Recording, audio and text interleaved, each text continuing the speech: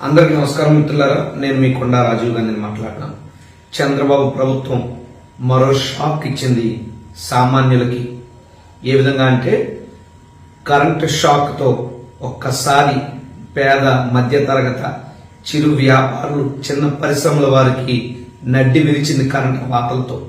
ఇప్పటి వరకు ఎప్పుడూ లేని విధంగా కేవలం హై టెన్షన్ కరెంట్ యూజర్లకు మాత్రమే ఉండేటటువంటి పీక్ అవర్స్ వైజ్ ఛార్జీలు అమలు పరిచేటటువంటి విధానాన్ని ఇప్పుడు లో టెన్షన్ వారికి, కమర్షియల్ పర్పస్ వారికి, చిరు వ్యాపారులకు కూడా వర్తిస్తూ ఒక దారుణమైనటువంటి నిర్ణయాన్ని తీసుకుంది. ఓ పక్క విద్యుత్ మండలి వారి సమావేశం పెట్టి విద్యుత్ ఛార్జీలే పెంచట్లేదని చెబుతూ, ఇంకో పక్క తెలియకుండానే స్లో పాయిజన్ లాగా విద్యుత్ ఛార్జీలు పెంచారు.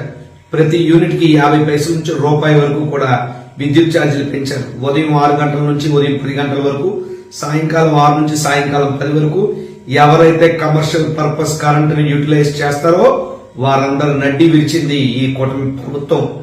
చంద్రబాబు నాయుడు గారి జీవితం అంతా కూడా అబద్దాలు, మోసాలు, వెన్నుపోట్లు అని చెప్పడానికి పెరిగినటువంటి ఈ టైమ్ ఆఫ్ డే ఛార్జెస్ ఒక example. Time of day charges కింద టీఓడి పద్ధతిలో దీన్ని తెచ్చి పీక్ అవర్స్ లో బిల్లు రెట్టింపు చేసే విధంగా ఈ యొక్క నిర్ణయాన్ని తీసుకుంది ఈ కూటమి ప్రభుత్వం. నేతి బీరకాయలో నేతి ఎలా ఉండదో చంద్రబాబు నాయుడు ప్రభుత్వంలో నీతి అలా ఉండదు.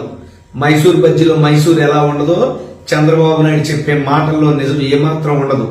ఎన్నికల ముందు కరెంటు ఛార్జీలు పెంచనని చెప్పినటువంటి మహానుభావ, మరి ఇప్పుడు ఈ పీక్ అవర్స్ ఛార్జీలు ఎందుకని అడుగుతున్నా? మీకు సత్తా ఉంటే పెద్ద పెద్ద ఇండస్ట్రియలిస్టులకి బిల్లులు పెంచుకో, తప్పేం లేదు. కానీ ఒక చిన్న పరిశ్రమలు, లో టెన్షన్ పవర్ వాడేవారు, కమర్షియల్ పర్పస్ పవర్ వాడేవారు, ఇటువంటి వారి మీద ఈ ఉక్కుపాదం ఎందుకు మోపుతున్నారు? ఈ ఛార్జీల వాత ఎందుకు పెడుతున్నారు?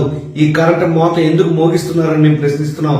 తక్షణమే మీరు తీసుకున్నటువంటి టైమ్ ఆఫ్ డే ఛార్జెస్ ఏదైతే పీక్ అవర్స్ లో ఛార్జ్ ఎక్కువ చేయాలనేటువంటి నిర్ణయం ఉందో దాన్ని వెంటనే ఆ నిర్ణయాన్ని వెనక్కి తీసుకోవాలని చెప్పి వైఎస్ఆర్ కాంగ్రెస్ పార్టీ తరఫున మేము డిమాండ్ చేస్తా ఉన్నాం.